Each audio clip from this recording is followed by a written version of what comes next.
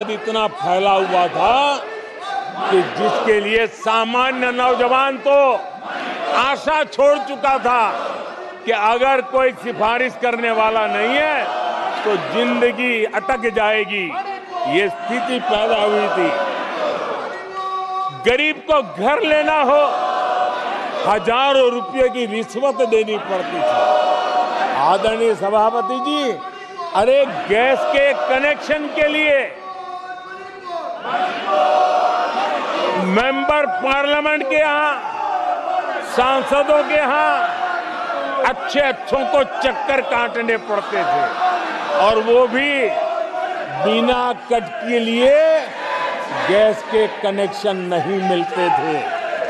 आदरणीय सभापति जी, मुफ्त राशन भी पता नहीं कब बाजार में दुकान पर बोर्ड लटक जाए, हक का राशन नहीं मिलता था, उसके लिए भी रिश्वत देनी पड़ती थी।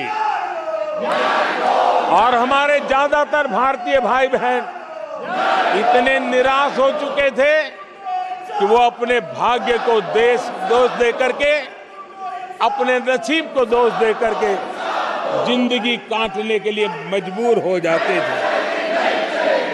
आदरणीय सभापति जी, वो एक वक्त था 2014 के पहले जब वो 7 शब्द हिंदुस्तान के जनमन में स्थिर हो चुके थे। निराशा की गर्त में डूबा हुआ समाज था।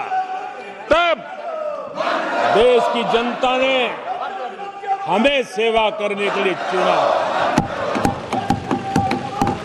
और वो पल देश के परिवर्तित युग का प्रारंभ हो चुका था। और 10 साल में मैं कहूंगा मेरी सरकार की अनेक सफलताएं हैं, अनेक सिद्धियां हैं, लेकिन एक सिद्धि जिसने हर सिद्धियों में भी जोर भर दिया, ताकत भर दी, वो थी देश निराशा की गर्त में से निकल करके आशा और विश्वास के साथ खड़ा हो गया। देश में आत्मविश्वास बुलंदी पर पहुंचा और उसके कारण वो सब वक्त का जो शब्द थे देश की युवा पीढ़ी की डिक्शनरी से निकलने लगे। धीरे धीरे देश के मन में स्थिर हो गया। जो 2014 से पहले कहते थे कुछ नहीं हो सकता, वो कहने लगे अब इस देश में सब कुछ हो सकता है, इस देश में सब कुछ संभव है। ये विश्वास जताने का काम किया हमने। जब हमने सबसे पहले तेज 5G रोल आउट हमने दिखाया, आज देश कहने लगा तीव्र गति से 5G का रोल आउट होना। देश गौरव से कहने लगा भारत कुछ भी कर सकता है। आदरणीय सभापति जी, वो एक जमाना था जब कोयले घोटाले में बड़ों के हाथ काले हो चुके थे। आज कोयले का सर्वाधिक उत्पाद, सर्वाधिक प्रोडक्शन, आज कोल प्रोडक्शन के विक्रम हुए हैं और इसी के कारण देश अब कहने लगा है अब भारत कुछ भी कर सकता है। आदरणीय सभापति जी, वो एक समय था 2014 के पहले जब फोन बैंकिंग करके बड़े बड़े बैंक घोटाले किए जा रहे थे। अपनी पर्सनल प्रॉपर्टी की तरह बैंक का खजाना लूट लिया गया था।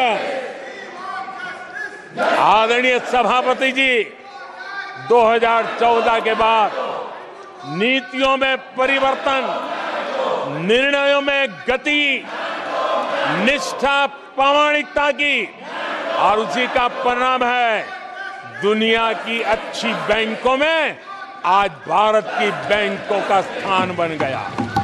आज भारत की बैंक सर्वाधिक मुनाफा करने वाली बैंक बन गई और लोगों की सेवा करने की जगह।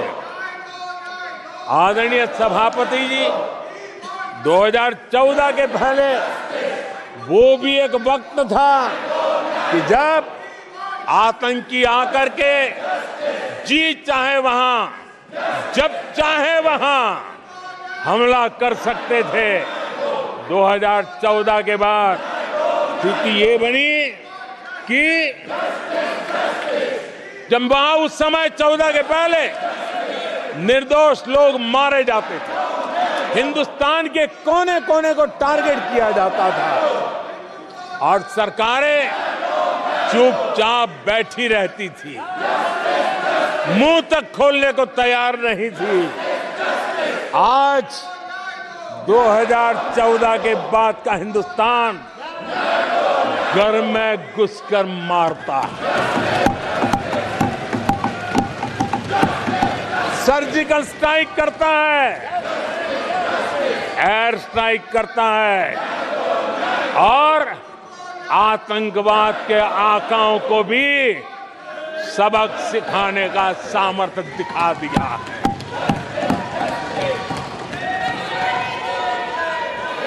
आज आदरणीय सभापति जी,